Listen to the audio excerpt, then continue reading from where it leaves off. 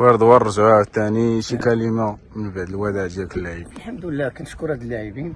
اول شيء يعني عشنا معاهم واحد العام ونص، الحمد لله راني بحال الاخ ديالهم كبير وما تيعرفوا راك الشيء كيفاش الدراري تيبكيو. شحال من واحد ما قدرش يحبس البكيه كما حنا ما قدرش الشعور ديالنا نتحكموا فيه، ان لان داير ما تقدرش لان واحد اللحظات كتكون صعيبه ان الناس كتشوفهم الصباح والعشيه كيولوا اكثر من العائله ديالك. سيرتو انا العائله ديالي في الدار البيضاء هادو ولاو هما العائله ديالي.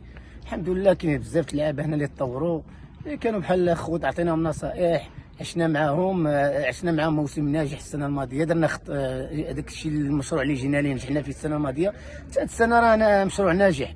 يعني انا واخا بعض النتائج اللي كانت سلبيه، ولكن ما كنتحملش، انا كنتحمل جزء قليل منها. انت راك عرفتي خويا كاين اخطاء تحكيميه، كاين الاصابات، كاين اكراهات، كاين بزاف د الحوايج اللي كانوا حتى هما ساهموا في هاد النتائج الاخيره السلبيه. ولكن رغم ذلك الفريق راه باقي بجوج نقاط على المتصدر، يعني مازال باقي المشروع ديالو. يعني حنا درنا خطوه ونص دابا من السنه الماضيه. كذلك كنشكر جميع المكونات ديال الفريق، جميع يعني اللي المسؤولين خدموا معنا السنه الماضيه لهذه السنه. ولكن كيبقى الشكر الكبير للجماهير. هذا شوف من غير الانجاز ديال الصعود وهذه الخطوه اللي درت خطوه ونص يعني ديال السنه الماضيه لهذه السنه، تيبقى اكبر انجاز لي هو حب الجماهير. يعني كنشكرهم بزاف بزاف بزاف، لان حقيقه هذاك التقدير والحب اللي لقيته عمري ما لقيته في شي بلاصه. يعني الناس دابا من بعد دابا كنتلاقى معاهم دابا هاد اليومين، عن الناس تتاسف وكتشكرنا وكتبوس لي راسي وكتقول لي شكرا وحنا ما بغيناكش تمشي، وكنقول لهم راه داك الشيء ماشي بيدي انا، راه بعض الاحيان انت تريد وانا اريد والله يريد انت تريد وانا اريد والله يفعل ما يريد. يعني باش امور ما كتقدرش تحكم فيها، لان هذا هو تيتسمى رزق. يمكن هادشي ديال الله سبحانه وتعالى ما غندخل فيه حتى شي واحد، واخا لان من الله شي حاجه بغاها حنا ناس مؤمنين وكنامنوا بالعقيده ديالنا. الا بغى الله شي حاجه راه بغاها.